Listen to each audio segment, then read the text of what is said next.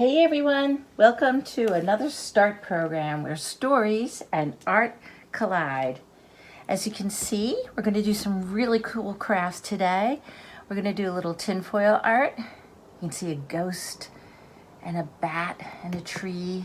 And we're going to do some pumpkin seed art that you can hang up someplace or just display on your refrigerator. And we're going to make some sachets for the bigger hands that are joining us today. As you know, StART is a program where stories and art collide. And we're working on fall and Halloween themes. So I got a collection of books, and I have to say this one's my favorite. It's The Witch's Supermarket. And it's the first story about the Martha dog. You can find these books in our library, and it's a really charming story. We also have some other fall-related, Halloween-related books, and you can see them right over my shoulder. We have Spooky Night, Little Bat's Halloween Story, and Queen of Halloween. The illustrations in that are just fantastic. So check those books out. We also have book bundles where you can grab a collection of books that have a theme just by calling the library, or come on in and pick one out yourself. So we're going to start with our craft for small hands, and this is our little picture frame with pumpkin seeds and a little paint. So what you'll need to get together will be some construction paper. I found that worked best with the paint I was using. You could also use like a poster board, anything like that. So I cut it down to size. It's about 5.5 by 5.5. Carved out some pumpkins, as you can probably see, and collected my pumpkin seeds. I did rinse them off and then bake them to make sure that they were dry. I put them in, I think, about 325, 350, probably for about 10-12 minutes, and that's all you needed to really do. Now, I did experiment with a couple different things. I tried the gel food dye, and I also tried just the liquid dye. The gel food dye is the one I actually preferred. You can see how the colors are pretty vibrant. The only situation with these is I had put them in a sandwich bag, and then I added the gel dye and just mushed them around, which is really great, fun, tactile activity that the little guys would probably enjoy doing. But the pumpkin seeds are still a bit tacky, and this has been quite a while, so I don't think they're really going to officially dry out. But the colors were great. Now, the other style of dyeing was with just the liquid dye. And I tried it with water, tried it with vinegar, and then just tried it with just the dye in a cup. The colors are a little bit more matte. It was easy to do. It's easy to get out of the, of the little jar that I was dyeing them in. This was a little bit more of a dirty job, just because you were getting the dye everywhere. So just think about that. But whatever dye you have available is going to do the job. So get your construction paper, cut it down to size, and let's get started. So the first thing you need to do is get a little plate for your your paint. And I have it right over here if I can reach it. So I used an acrylic paint, but finger paint, any kind of paint that you have. I chose orange because I decided that I was going to have just a couple little pumpkins sitting right in the center. And the way that I made the pumpkins was real easy.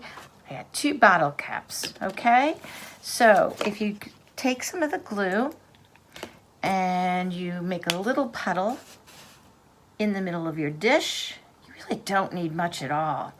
And if you want to make something else with these little tops of the bottle caps, you could probably make a face. You could make all sorts of little designs that kind of morph out of a circular shape. So the first thing I did was take the larger of the bottle caps. I have two. I think this was like off apple juice or Snapple. And you just kind of place it gently into the paint, roll it around a wee bit, and it really coats it quite nicely. You're going to take it and you're going to put it right in the center if you choose to do the design that I did. And you'll find that if you're using a construction paper, that paper is a bit more porous, and this is an acrylic paint, so it worked a little better with that. Now what I like about this is when it starts to dry, you get all those cool little lines in the pumpkin. So I thought that was kind of a nice dimension to the craft. Now this is a smaller bottle cap. It came off the top of a vinegar bottle. And just coat the bottom real nice. Make your decision where you want to place it on your little construction paper. And I went back in because I like to have the big one in the center, and I put two little ones either side. And you gently twirl the bottle cap around because that way you know that you're going to have a complete circle. That's it for the paint. Why don't you put that to the side? I'm just going to grab this one real quick so you can see how this one dried. And this has even more texture in the bottle caps. Really like the looks of that one. Now, you need to make a little stem. So you do need some glue. I'm going to use a tacky glue. I think any kind of glue would work well with this particular, with this pumpkin seed art and construction paper. I'm just going to be using this type of glue for another craft that we're going to do in a few minutes. And I have my seeds right here. And you can see I kind of placed them out. Again, the seeds that you see here are the ones that I used with the gel dye. So you're going to see me try to get these onto my little pumpkin without having them stick to my fingers. And this craft, the kids are really going to enjoy because you do get sticky, you get a little bit of the dye on your fingertips, and what kid doesn't like that? Now, I started a pattern on my little frame so we wouldn't have to watch me go through the whole thing. So I'm just going to finish it up, and what I did is just make a line of the glue in the area that I'm trying to add the pumpkin seeds, and just place them on in a random way, in any kind of way that you want to. So I had a blue in a corner, a green in a corner, so now I'm going to put a red, and I think 2 yellows. Whoops. See? I hope you can see what I'm doing. Let's see if I move that just a wee bit. And another one. And really, these pumpkin seeds, I did this, I think, about 2 weeks ago. And they are still tacky to the touch. And I was thinking, oh, well, this is great. Maybe I don't even need to use glue to stick them to the frame. But no such luck. Okay, great. So my little art is done. Okay, so now what I did on the back, because the construction paper does get some weight to it with all the pumpkin seeds, I added a little bit of just a cereal box to put back to give it a little more support, so when it dries it doesn't curl. On the 2 ones I had done earlier, I did put a little ribbon, a yarn, excuse me, on it with just some Scotch tape in the back, and you can put that on a little display somewhere or just put it on your refrigerator. So that's our first craft, okay? I think anyone's going to enjoy that no matter what age you are. Okay, let's go to the second craft. And this craft I had so much fun with. It really was quite enjoyable. I'm just wiping my fingers down from the sticky glue or the sticky dye. This is our tinfoil art that we're going to do. Now, there's a couple different ways of doing this, and I do like to experiment with different ways of doing crafts so I can share with you what I think is the best way to go about doing it. This is the best picture, and I can't take credit for it. My daughter did this one with me. She did a fabulous job with it. Just enough shoe polish, in my humble opinion. Now, I did it a couple different times, and I want to show you the different techniques so you can decide how you want to do this. This one was done with very light touch with the shoe polish. You know, let me stop there before I get too far into this. What this craft involves is some glue. You need shoe polish. I used the black. I wanted that burnished look, so you know, kind of went with the Halloween theme. You do need a little tape to secure this on the back, and I used a cereal box. This is my go-to cardboard. It's lightweight, it's easy to cut, and you can do so much with it. So what you're doing is you're making a design with glue on a piece of paper and then covering it with tin foil. And then you can apply your shoe polish. So let me stop where I was going with that, and we'll start from the beginning so no one gets confused. All right, so the first thing you need to do is you grab a piece of paper and you make a design. I made a very simple design here because I think that's one of the things I found out. The busier it is, it's a little bit more difficult to get the shoe polish into all those crooks and crannies.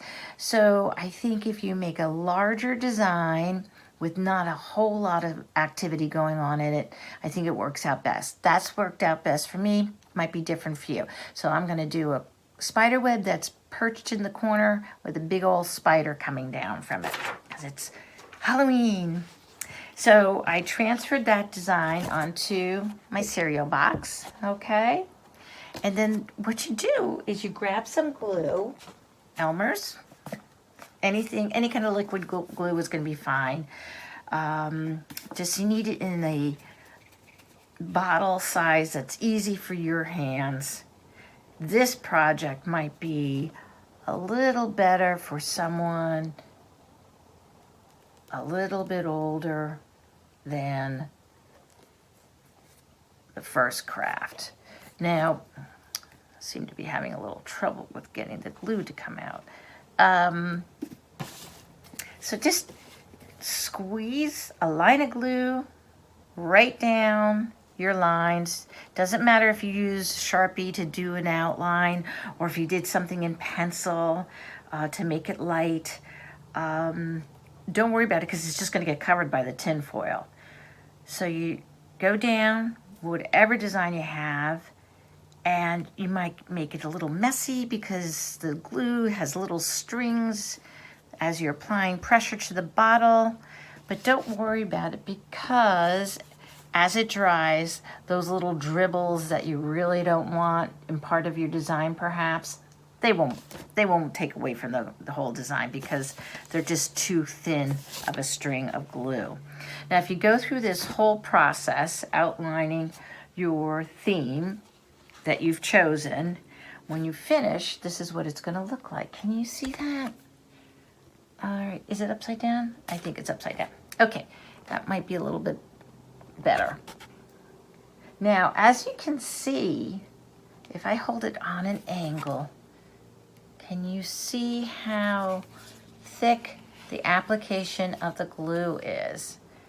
You can see how there's quite a defined ridge to it, and that's what you're looking for. You can do this craft with string. You put some string in a bowl, you cover it up with glue, and you take it out and you make your design work with the string, or you could put the glue down and then apply the string.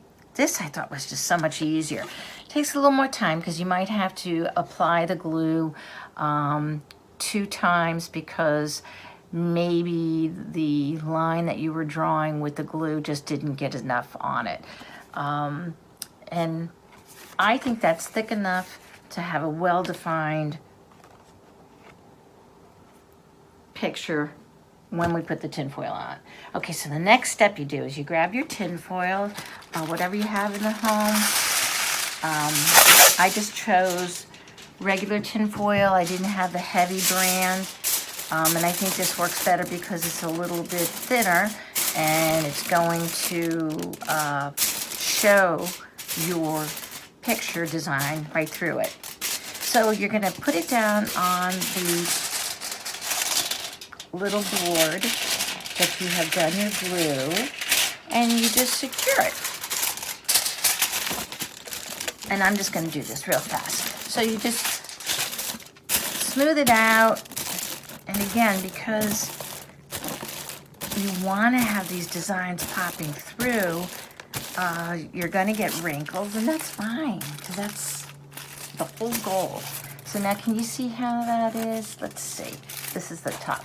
You can almost see my spider web. That shows how nice and thick that glue application went for me. And then you see a little bit of the spider. Now, what you do, I found with all my different tries at this craft, that really the best thing to do before you put the tinfoil permanently on top of your design, you run over the design with a glue stick.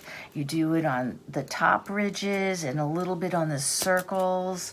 And the reason why you're doing that is because if you don't put glue, say like on the inside of the body of the spider or in the webbing of the spider web itself, the tinfoil won't stick to the backboard, and you'll have a harder time defining the design work when you put the shoe polish on. So I forgot to do that step. So we're gonna back up just for a wee bit. I'm gonna quickly take my glue stick and just run over it. And the other thing I forgot to talk about is to outline everything that you need for this particular project. So for this project, you need a thin piece of construction paper. You need glue, liquid glue, and then you need your glue stick. That just makes it so much easier when you're doing this part. And you're just running it all over.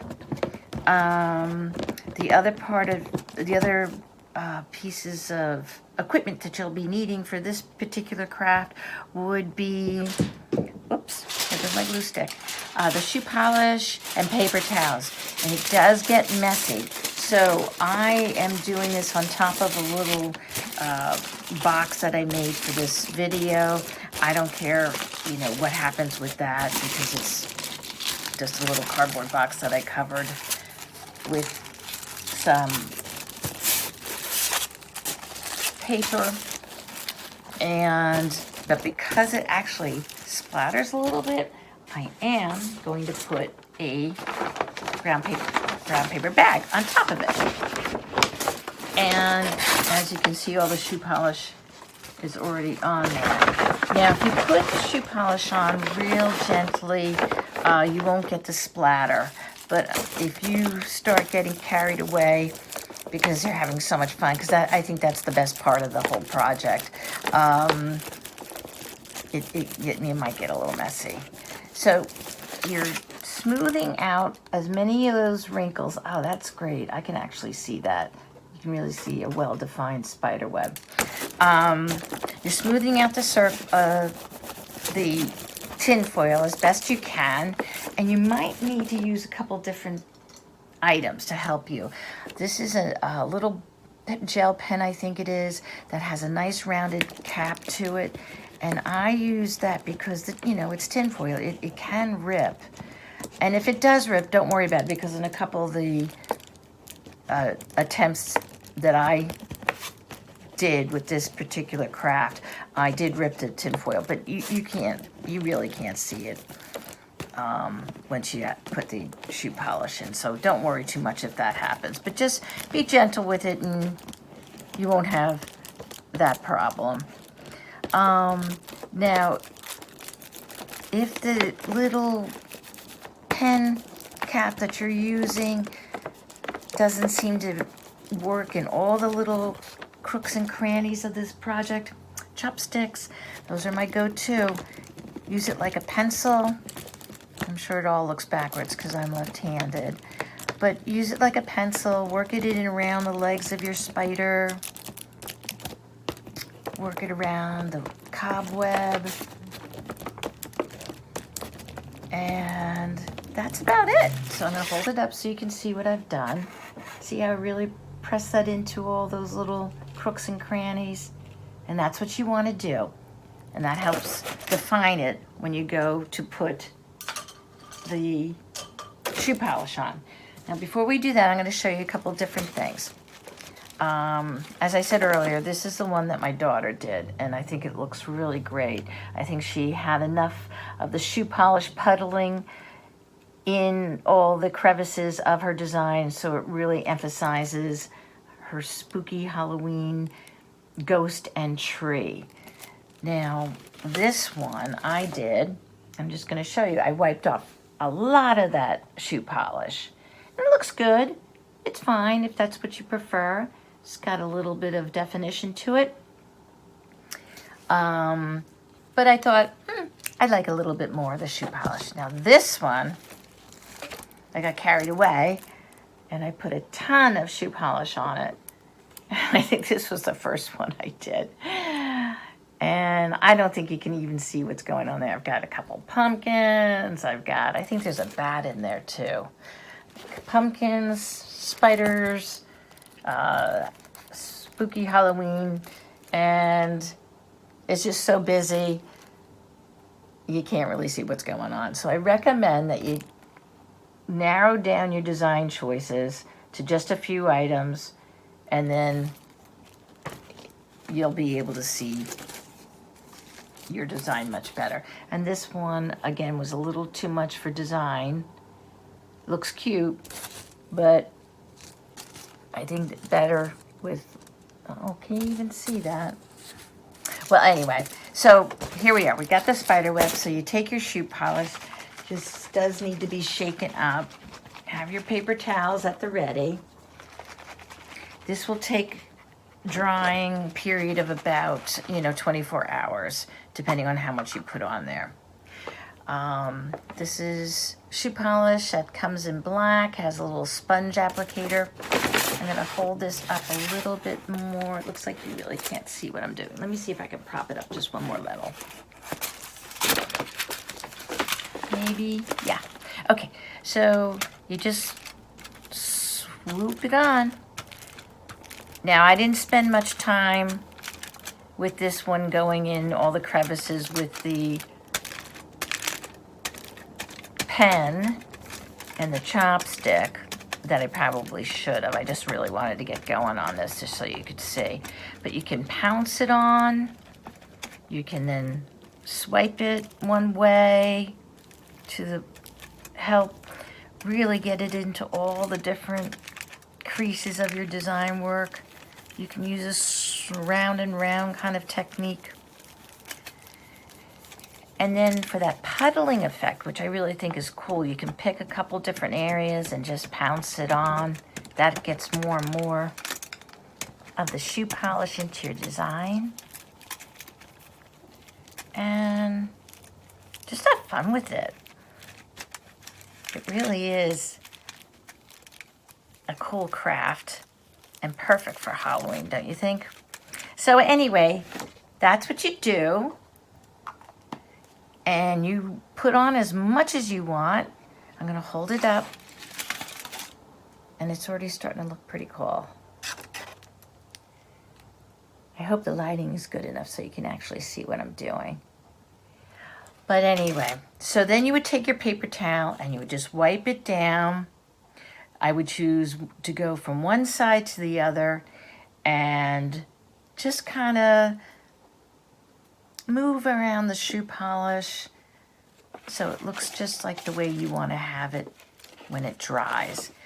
And carefully move it over to a spot where it can dry, where there's not much activity or foot traffic, and it should be good in another day. But again, that's the end result, and I hope you have something that you really like and you can proudly display for Halloween. Okay? All right, now the last craft we're going to do today is for our audience that have a little bit bigger hands and want to try something different. I got shoe polish on my hands. Okay, we are going to make some sachets. I made a little kitty cat. Real simple. And I made a ghost. I think I'll grab this little ghost. Oop.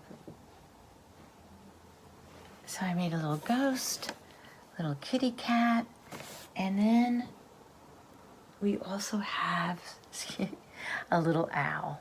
Okay? Now, what you need for this craft is felt in whatever colors you want. I used white for the ghost, black for my kitty cat, and I actually made this cat without any face on it, just the outline, and I actually think that's pretty cool for this purpose. And then the owl we're going to work on together for a little bit.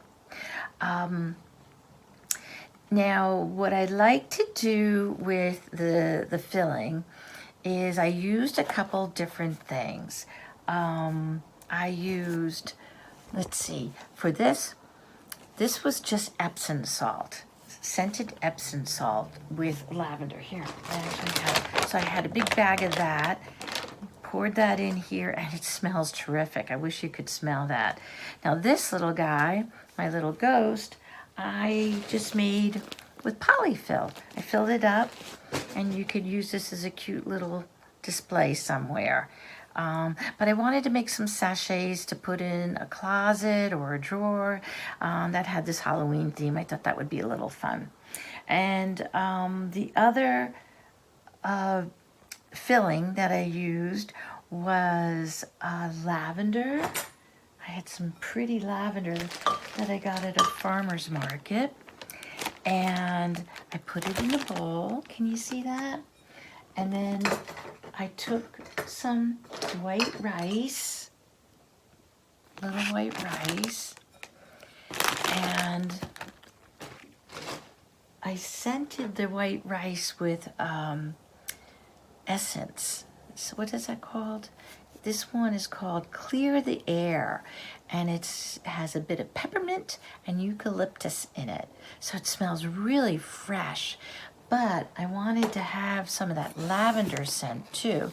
So I'm just gonna pour the rice into this bowl that has the lavender buds that I had just run my hand on and sprinkled it in. And I'm just gonna blend that up. And it looks so pretty too. Can you see that? So you have white rice, a little bit of the essential oil, and lavender, and it smells fantastic. Whoops. Oh, I'm glad I like that smell because I just dumped half of it on the other side of the box there. So to create these little stuffies, you need a stencil. I'm going to show you my stencil. So what you can do is just pause the video and copy that. So here's the little ghost I made. I made one to the left and one to the right. Basically, it's an L. You can see that's an L. And then I just made a fat little tummy, pulled a little bit of roundness to the side, and a little tail. So there's your spooky ghost. Then I made the kitty cat. And that kitty cat was real simple. Just, I like to have the little points through the little ears. Basically, it's football shaped. So draw a football, accentuate the sides, and put the little ears on top, and you're gonna get yourself the kitty cat. And then my owl, I drew a little owl, some little feet, cute little beak, and some ears. That was the stencil that I used, and this was the stencil that I used to help me do the wings. Because when you look at my owl, whoops, where'd he go? When you look at my owl, I've got the body, and then I added 2 wings, a little bit of a different color for his tummy, his beak, and I used paper for the owl's eyes. I used a 1.5 or 1 1/4 inch circle hole puncher. I used a size down from that, and then just a traditional hole puncher for the pupils of the owl's eye, because I didn't have very sharp scissors that were allowing me to cut out a nice round eye. So I went, well, I'm just going to use my punchers. So I did that and glued them on with some tacky glue, and it's cute. It's fine. So what I'm going to do is show you how I sewed the front and back on my little stuffies. I used a blanket stitch, and that's a real easy stitch. If you don't know how to do it, I'm just going to demonstrate it real quick. Let's see. I'm left-handed, so everything's going to look a little backwards for you, but you'll get the gist of it. Basically, what you're doing is you're trying to create a nice line on the top of wherever you're stitching. Can you see that? Let's turn this around because I think that was the back. So you see, that's a blanket stitch. It's easy enough to do, but I always like to practice a couple times before I start on my craft, because you can see the spacing was off on this little line. Some had a greater distance between stitch, and some were a little longer than the others. So it's always good to practice this, even if you know how to do it and you've done it a few times. It just gets you warmed up. But basically what you're going to do is you're going to get a piece of this floss, which I love working with this. The colors on this is just amazing. Look at all these pretty colors. This is embroidery floss.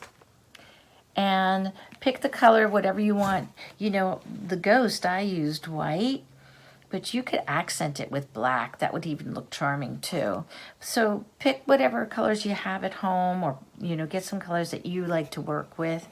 The embroidery floss is great because it comes in 6 strands, and all you have to do is peel it apart, and you'll be able to get, you know, use 3 strands for this craft, because you don't want to use all 6 on one craft. But basically you're going to go in the back of whatever the material you're sewing, and for this craft is felt, and you come towards you with your thread, your needle. You're going to make a very small loop around it, and then you're just going to pull up. And you can use your fingers to help keep that stitch resting on top of the you know, the material that you're working on. So again, you're going to try to eyeball it, make sure that it's about equal distance from your last stitch. You're going to poke your needle through the 2 pieces of felt or whatever you're working on.